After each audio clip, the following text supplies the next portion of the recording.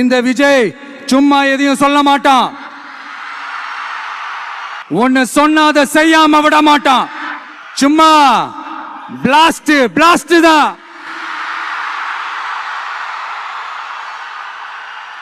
வெளியில போக பர்மிஷன் கிடைச்சவன கூடிய சீக்கிரம் வெளியில வருவோம். அதனாலதான் இப்படி ஒரு ஏற்பாடு. எல்லாரும் இருந்து சாப்பிட்டு போகணும். நாட்டுக்காக உழைப்பதற்கே அண்ணா பிறந்தார்.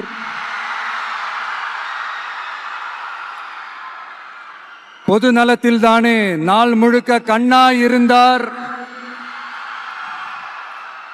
அப்படின்ட்டு எம்ஜிஆர் அவர்கள் ஒரு பாட்டு ஒன்று பாடி இருக்கிறாங்க, கேட்டிருப்பீங்க.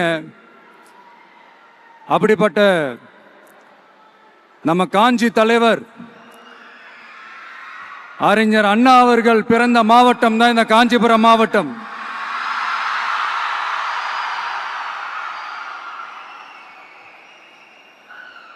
தன்னுடைய வழிகாட்டின்றதுனாலேயே தான் ஆரம்பிச்ச கட்சியினுடைய கொடியில அறிஞர் அண்ணா அவர்களை வச்சவர் எம்ஜிஆர்.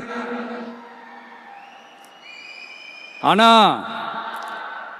அறிஞர் அண்ணா அவர்கள் ஆரம்பிச்ச அந்த கட்சியை அதுக்கப்புறம் கைப்பற்றினவங்க என்னெல்லாம் பண்றாங்கன்னு நான் சொல்லிதான் உங்களுக்கு தெரியணுமா என்ன? மக்களே, உங்களுக்கு தான் அது நல்லா தெரியுமே.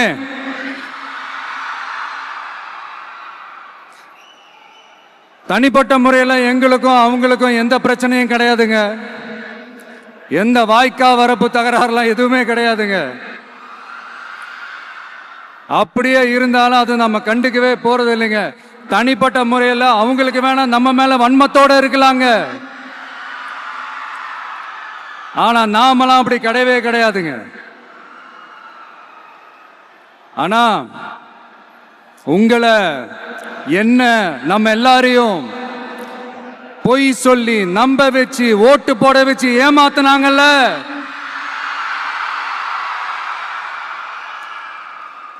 அப்படி ஏமாத்தி ஆட்சிக்கு வந்து நல்லது செய்யற மாதிரி நடிக்கிறாங்கல்ல, நாடகம் ஆடுறாங்கல்ல, அவங்கள எப்படி நம்ம கேள்வி கேட்காம இருக்க முடியும்? அதனால அவங்கள நம்ம கேள்வி கேட்காம விட போறதே இல்லை.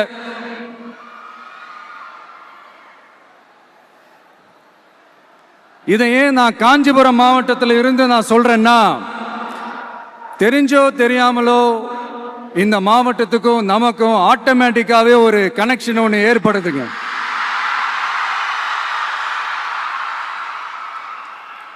ஏன்னா நம்மளுடைய முதல் கள பயணத்தை தொடங்கினதே பரந்தூர்ல இருந்து தான். பரந்தூருக்கு போய் அந்த மண்ணில் நின்று அந்த மக்களுக்காக கேள்வி கேட்டதும் இதே அண்ணா அவர்கள் பிறந்த காஞ்சிபுரம் மாவட்டம் தான். இன்னைக்கு ஒரு பெரிய மனவேதனைக்கு அப்புறம் இந்த மக்கள் சந்திப்பு நிகழ்ச்சிக்கு வந்திருக்கிறதும் அதே அண்ணா அவர்கள் பிறந்த காஞ்சிபுரம் மாவட்டம் தான்.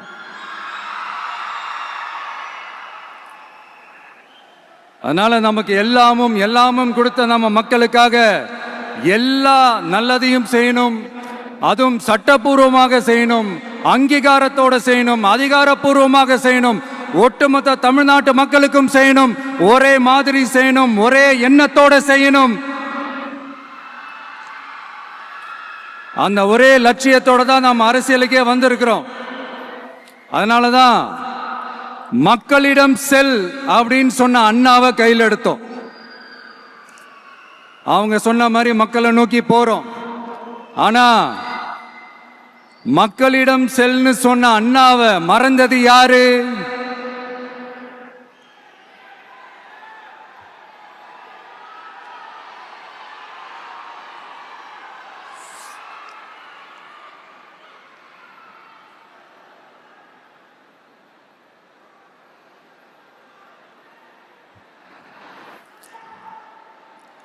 கொள்கையா?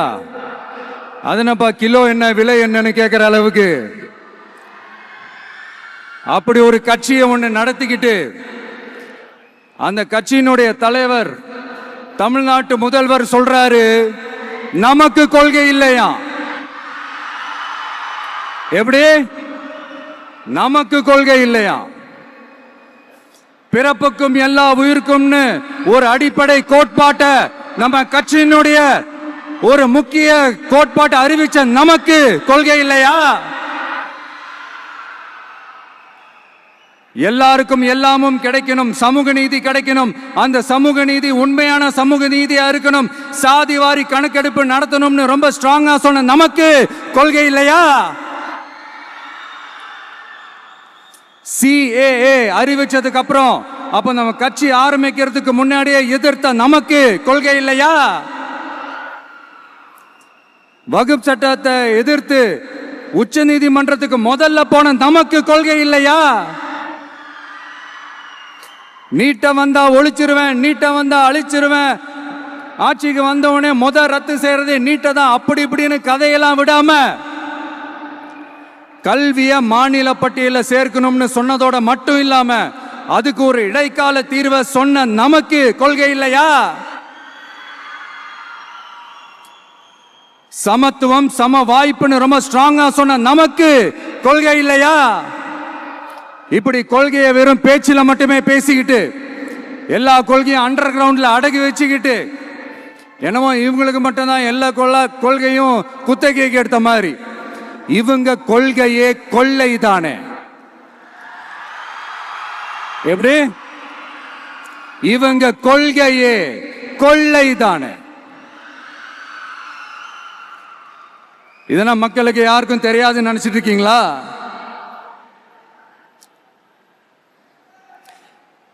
எங்க கட்சி ஒன்றும் சங்கரமணம் இல்லைன்னு சொன்னது யாரு? யார் சொன்னாங்க? ஏன் சொன்னாங்க? எதுக்கு சொன்னாங்க? இப்போ உங்க கட்சியில என்ன நடந்துகிட்டு இருக்குது அதையும் கொஞ்சம் யோசிச்சு பாருங்க, இதையும் கொஞ்சம் யோசிச்சு பாருங்க. அதனால பாப்பா, பவள விழா பாப்பா, நீ பாசாங்கு காட்டாத பாப்பா, நீ நல்லவர்கள் போல் நடிப்பதை பார்த்து நாடே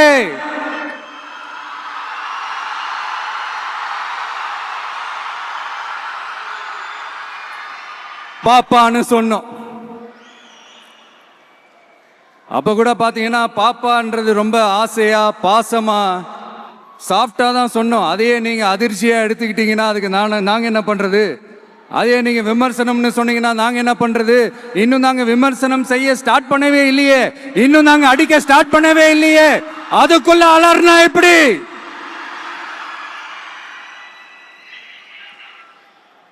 அதனால உங்க அரசவை புலவர்கள் யாராவது இருந்தாங்கன்னா கர்ச்சீஃப் எடுத்து அவங்க கண்ணீரை துடைத்து விடுங்கள். சரி, அது அவங்க பிரச்சனை, அவங்க பார்த்துக்கிட்டோம். நமக்கு எப்பவுமே மக்கள் தாங்க, மக்களுடைய பிரச்சனை பத்தி பேசுறது தான். இன்னைக்கு நம்ம காஞ்சிபுரம் மாவட்டத்துக்கு வந்திருக்கிறோம். இங்க மக்கள் ஃபேஸ் பண்ற அந்த பிரச்சனையை பத்தி நம்ம பேசி ஆகணும்.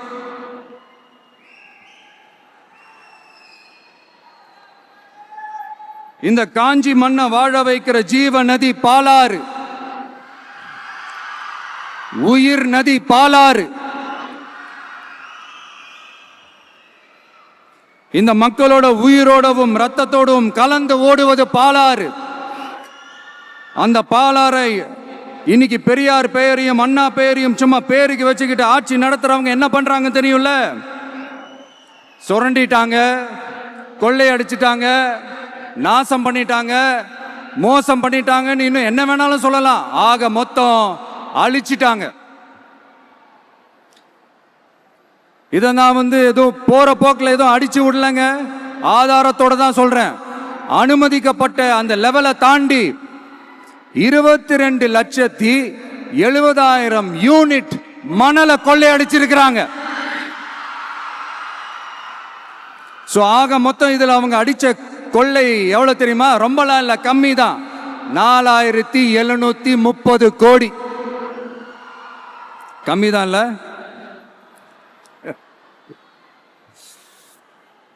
இதுக்கெல்லாம் அவங்க ஆதாரம்லாம் கேட்க முடியாது. ஏன்னா இந்த ஆதாரம்லாம் ஆல்ரெடி கோர்ட்ல இருக்குது, அமலாக்கத்துறை டிபார்ட்மெண்ட்ல இருக்குது. அந்த டிபார்ட்மெண்ட்ல வேலை செஞ்ச சில நல்லவர்கள் அவங்க அடிச்ச அந்த கொள்ளையெல்லாம் தாங்க முடியாம வெளியில வந்து சொன்ன அந்த ஆதாரங்கள் இதெல்லாம் சம்பந்தப்பட்டவங்களுக்கு இன்னும் நல்லாவே தெரியும். அதனால இது சம்பந்தமா ஆதாரங்களை கொடுலாம் அவங்க கேட்க முடியாது.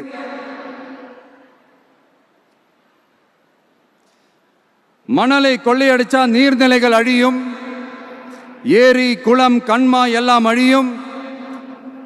இதெல்லாம் அழிஞ்சா விவசாயம் அழியும், விவசாயம் அழிஞ்சு போனா விவசாயிகள் அழிஞ்சிருவாங்க. ஆக மொத்தம் நாம் எல்லாரும் மொத்தமா அழிஞ்சு போக வேண்டியதுதான். இப்படி மேலிருந்து கீழே வரைக்கும் ஒரு கட்சியை சிண்டிகேட் போட்டு கொள்ளையடிக்கிறத கேள்விப்பட்டிருக்கிறீங்களா மக்களே? இதே காஞ்சிபுரத்தோட உலக பெருமை நம்ம பட்டும் கைத்தறி துணியும் அதை தயாரிச்சு கொடுக்கிற கைத்தறி நெசவாளர்களும் தான். காஞ்சிபுரம் பட்டுன்னு சொன்னா உலகத்துக்கே தெரியும். ஆனா அதை தயாரிச்சு கொடுக்கிற நெசவாளர்கள் நிலை என்ன தெரியுமா? வறுமை, துன்பம், கந்துவட்டி கொடுமை. பட்டு கைத்தறிக்கு கூட்டுறவு சங்கங்கள் இருக்கு, பருத்தி கைத்தறிக்கும் கூட்டுறவு சங்கங்கள் இருக்கு. சுமார் 40,000 பேர் அதில் உறுப்பினர்களா இருக்கிறாங்க. அது போக சாய தொழில், தறிப்பட்டறை தொழில் இதை நம்பி 40,000 குடும்பங்கள் இருக்கு. ஆனா அவங்களோட ஒரு நாள் கூலி எவ்வளவு தெரியுமா? வெறும் 500 ரூபா தான்.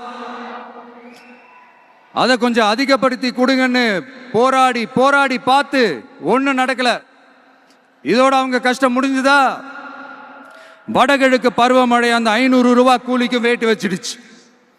எப்படி விவசாயிகள் டெல்டா மாவட்டங்களில் மழையால பாதிக்கப்பட்டாங்களோ, அவங்கள கண்டுக்காம எப்படி இந்த அரசாங்கம் கைவிட்டுடுச்சோ, அதே மாதிரிதான் நம்ம கைத்தறி நெசவாளர்களும் மழையால பாதிக்கப்பட்டிருக்கிறாங்க. அடுத்து இந்த காஞ்சிபுரம் மாவட்டத்தோட பஸ் ஸ்டாண்டு 60 வருஷத்துக்கு முன்னாடி கட்டினதான். அண்ணா அவர்கள் ஆட்சிக்கு வந்தப்போ கட்டியிருப்பாங்க போல. அது இன்னும் புதுப்பிக்க கூட முடியாம கேட்டா என்ன சொல்லுவாங்க? வந்து அந்த கேஸ்ல இருக்குது. இல்ல நான் கேட்கிறேன், ஒரு கவர்மெண்ட்னால வேற ஒரு நல்ல இடத்தை தேர்வு செஞ்சு ஒரு பஸ் ஸ்டாண்ட் கட்டி தர முடியாதா?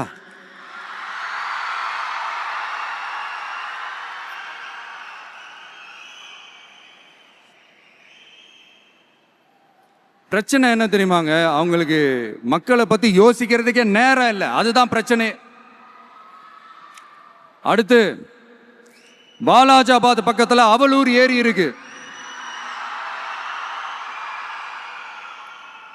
அது பாலாற்றை விட உயரமா இருக்கு. அதனால என்ன ஆகுதுன்னா, ஆத்து தண்ணி ஏரிக்கு போக முடியாம போயிடுது. அதை சரி பண்ணி அந்த இடத்துல ஒரு தடுப்பணையை கட்டினா ஏரி நிறைய தண்ணி நிற்கும். அப்படி நின்னா அவலூர் மட்டும் இல்ல, ஆசூர் உட்பட இன்னும் எத்தனை கிராமங்கள், எத்தனை ஆயிரம் ஏக்கர் விவசாயம் நல்லா நடக்கும். இதுக்கு இன்னும் எத்தனை வருஷம் மக்கள் கோரிக்கை கொடுக்கணும், மக்கள் போராடணும். இந்த பிரச்சனையெல்லாம் இருக்கிற அதே காஞ்சிபுரம் மாவட்டத்தில் தான் பரந்தூர் ஏர்போர்ட் கட்டுற பிரச்சனையும் இருக்குது. அந்த பிரச்சனையில கண்டிப்பா நாங்க விவசாயிகள் பக்கம் தான் நிற்போம். அதுல எந்த மாற்று கருத்துமே கிடையாது. இந்த கவர்மெண்ட் பரந்தூர் விவகாரத்தில் எங்களுக்கோ இல்ல விவசாயிகளுக்கோ எந்த விதமான காரணங்கள் சொல்லி எஸ்கேப் ஆகவே முடியாது. இப்படி மக்களுக்காக மக்களோட பிரச்சனைகளை எடுத்து பேசுறதுனால இப்போ ஆட்சியில் இருக்கிறவங்களுக்கு நம்ம மேல ஒரு ஆத்திரம் வரத்தானே செய்யும். அதனால தான் நீங்க பாத்தீங்கன்னா சட்டசபையில் ஆரம்பிச்சு ஒரு சாதாரண நிகழ்ச்சி வரைக்கும் எல்லா மேடையிலையும் மேடைக்கு மேடை டிவிக்கே தான். டிவிக்கே அவதூறு, அவதூறு டிவிக்கே, டிவிக்கே அவதூறு, அவதூறு டிவிக்கே. இதுக்கெல்லாம் கண்டிப்பா நாங்க பதில் சொல்லுவோம், சொல்லாமலாம் இருக்க மாட்டோம். இப்ப கூட கரூரை பத்தி பேசுவேன்னு எதிர்பார்த்திருப்பாங்க. அதை நான் கொஞ்சம் அப்புறமா பேசுறேன். பட் இப்போ நம்மளுடைய விஷன் என்னன்னு சொல்லணும்னு நான் கொஞ்சம் ஆசைப்படுறேன். நம்ம ஆட்சிக்கு வந்தா அது என்ன வந்தா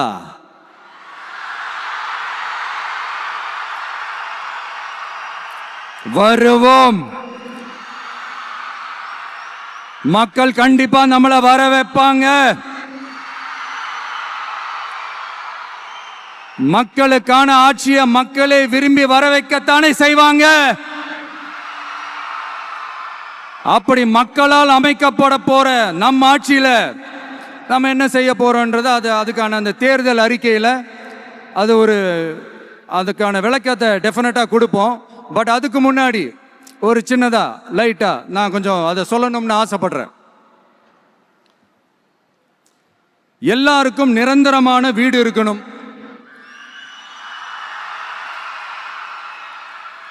ஒவ்வொரு வீட்டுக்கும் ஒரு மோட்டார் சைக்கிள் வாகனம் உறுதியா இருக்கணும்.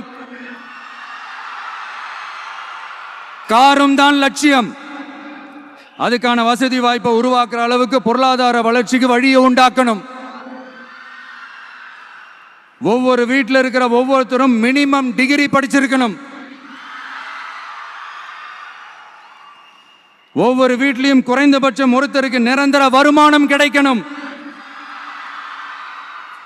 அதுக்கான வேலை வாய்ப்பை உருவாக்கணும். அதுக்கு தகுந்த மாதிரி கல்வியில பாடத்திட்டத்தில் சீர்திருத்தம் செய்யணும். கவர்மெண்ட் ஹாஸ்பிட்டல்ஸுக்கு மக்கள் எல்லாரும் பயம் இல்லாம நம்பி போற மாதிரி மாத்தணும். பருவமழை காலத்தில் ஏற்படுற வெள்ளத்தால ஊரும் சரி மக்களும் சரி விவசாயமும் சரி பாதிக்கப்படாம இருக்கணும். அதுக்கு 4000 கோடி திட்டம்னு ஒரு உருட்டுனாங்களே,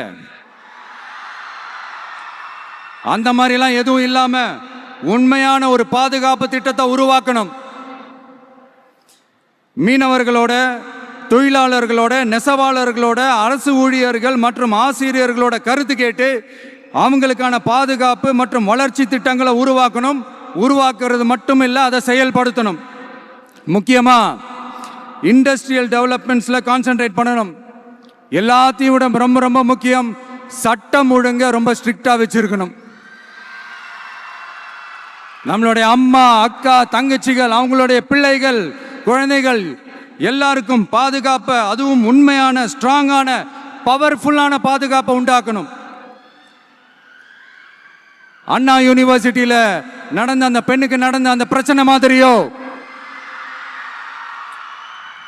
இல்ல கோவையில் நடந்த அந்த கல்லூரி பெண்ணுக்கு நடந்த பிரச்சனை மாதிரியோ அதெல்லாம் நடக்க விடவே கூடாது.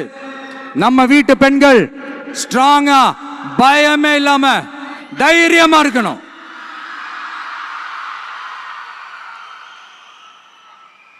இதை எப்படி செயல்படுத்த போறோன்றது முன்னாடி சொன்ன மாதிரி நம்மளுடைய தேர்தல் அறிக்கையில் அதுக்கான விளக்கத்தை ரொம்ப டீட்டெயில்டா கொடுப்போம். நான் சும்மா மற்றவங்க மாதிரி அவங்கள மாதிரி எல்லாத்தையும் அடிச்சு விட்டுட்டு ஏமாத்துற வேலையெல்லாம் இங்க கிடையாது நம்ம கிட்ட. நான் மறுபடியும் சொல்றேன், நம்ம அரசியலுக்கு வந்தது உங்களுக்கு நல்லது நல்லது நல்லது மட்டுமே செய்யறது தான். எங்களுக்கு வேற எந்த அஜெண்டாவும் கிடையாது. அதனாலதான் பாத்தீங்கன்னா கொள்கை எதிரி யாரு, அரசியல் எதிரி யாருன்னு திட்டவட்டமா சொல்லிட்டு அது வெளியே சொல்லிட்டு களத்துக்கு வந்திருக்கிறோம். அதுல எந்த விதமான குழப்பமோ எந்த விதமான ஊசலாட்டமோ எதுவுமே இருக்க போறதில்ல. இந்த விஜய் சும்மா எதையும் சொல்ல மாட்டான். ஒன்னு சொன்ன அதை செய்யாம விட மாட்டான். அது மக்களுக்கு நல்லாவே தெரியும். அப்புறம் ஒரு அதிசயம் சொல்ல முடியாது, இது ஒரு கண்டுபிடிக்க முடியாத ஒரு உண்மைன்னு சொல்லலாம். அது என்னப்பா, அது தற்குறியா?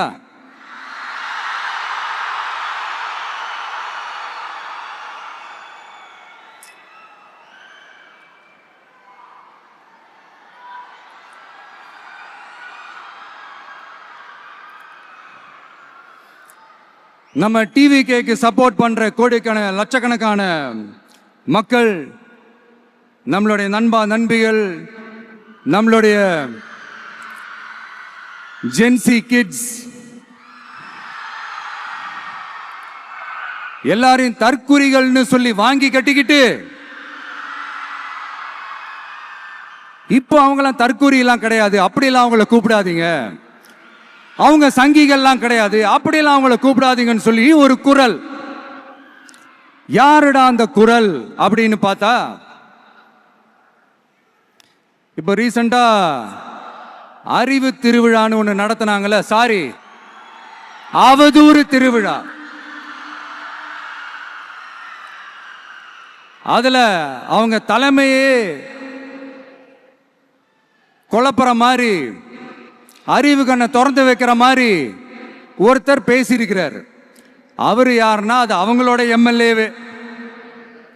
அந்த எம்எல்ஏ யாருன்னா நம்மளுடைய கொள்கை தலைவர்கள் ஒருத்தரான மக்கள் சேவகர் அஞ்சலை அம்மாளோட சொந்தக்காரர். என்னடா இது இப்படி ஆகி போச்சு, டிவிகேக்கு சப்போர்ட் பண்ற மாதிரி நம்ம கட்சியிலிருந்தே ஒரு குரல் வருதுன்னு சொல்லி தலைமையில ஃபுல்லா கன்ஃபியூஷன். அந்த கன்ஃபியூஷன் இதோட நிக்காது. அந்த ஆதரவு குரல் ஒரு வீடு விடாம, ஒரு இடம் விடாம, எல்லா இடத்துலயும் எல்லா வீட்லயும் இன்னும் பலமா எதிரொலிக்கு தான் இல்லையான்னு பாருங்க. சும்மா பிளாஸ்ட் தான்.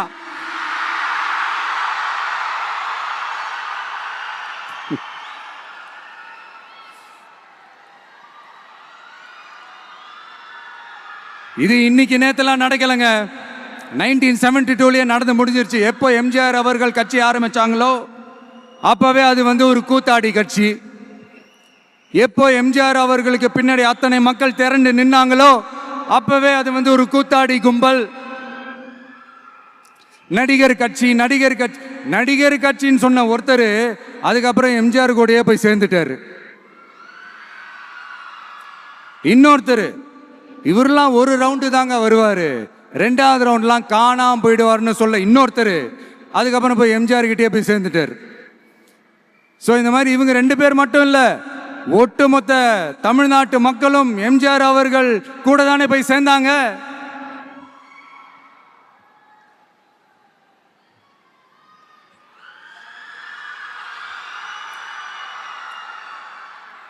அதனால இது வரலாறு. இந்த வரலாறு நம்மளை விட அவங்களுக்கு இன்னும் நல்லாவே தெரியும். அதனால தான் பார்த்தீங்கன்னா 53 வருஷமா அதே கதறல்கள். கூத்தாடி கூட்டம், நடிகர் கட்சி, நடிகர் கூட்டம், இப்படி. மர்மயோகின்ற ஒரு படத்துல அவருடைய கேரக்டர் பேர் கரிகாலன். அதுல ஒரு சூப்பர் டயலாக் ஒன்று சொல்லியிருப்பாரு, குறி வைத்தால் தவற மாட்டேன், தவறுமானால் குறியே வைக்க மாட்டேன்.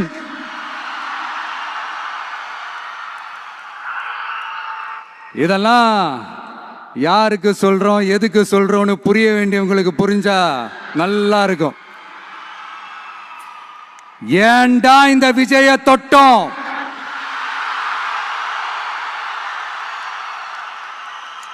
ஏண்டா விஜய் கூட இருக்கிற அந்த மக்களை தொட்டோம்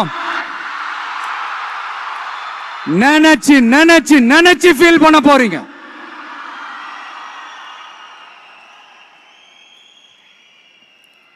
அப்புறம் நமக்கு இந்த அரசியல் புரிதல்லாம் இல்லை, அது இல்லை, இது இல்லை.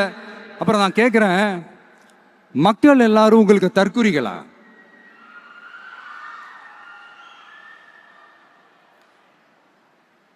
அதே மக்களோட ஓட்டு வாங்க போற நாம தற்குறிகள்னா, அப்ப இவ்வளவு நாள் அதே மக்கள் கிட்ட இருந்தானே நீங்க ஓட்டு வாங்கிட்டு இருந்தீங்க.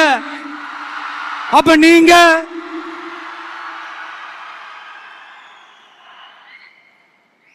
அந்த மக்களுக்கு நீங்க காட்டுற மரியாதையும் நன்றியும் இதுதானா? ஒண்ணு மட்டும் சொல்றேன், எழுதி வச்சுக்கோங்க. இந்த தற்குறின்னு சொல்றீங்கல்ல, இந்த தற்குறிகள்லாம் ஒன்னா சேர்ந்துதான் வாழ்நாள் பூரா விடையை கண்டுபிடிக்காத முடியாத அளவுக்கு உங்க அரசியலே ஒரு கேள்விக்குறியாக்க போறாங்க.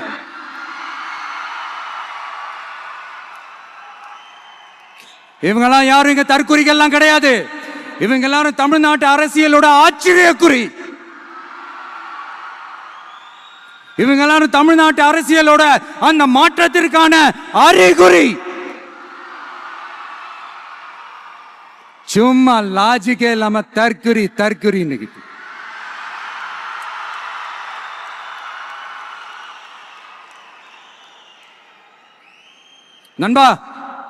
நண்பி,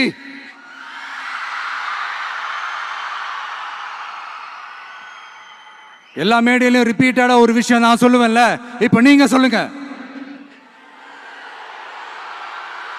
ஒண்ணு, இன்னொன்னு, ரிப்பீட். ஒண்ணு, இன்னொன்னு. இந்த போட்டி எப்படி இருக்க போகுதுன்னா, மக்களோட மக்களா நிக்கிற நமக்காக மக்களே டிசைட் பண்ணி போறாங்க. My dear sir, my dear uncle,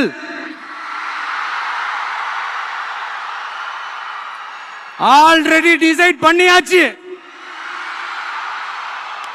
கான்பிடென்டா இருங்க மக்களே, நல்லதே நடக்கும், வெற்றி நிச்சயம். மீண்டும் சந்திக்கும் வரை நன்றி, வணக்கம். வெளியில போக பர்மிஷன் கிடைச்சவன கூடிய சீக்கிரம் வெளியில வருவோம். அதனாலதான் இப்படி ஒரு ஏற்பாடு. எல்லாரும் இருந்து சாப்பிட்டு போகணும்.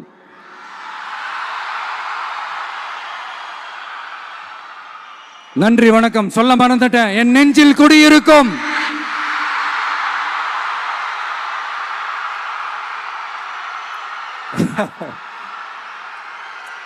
sorry, slipped my mind. Thank you.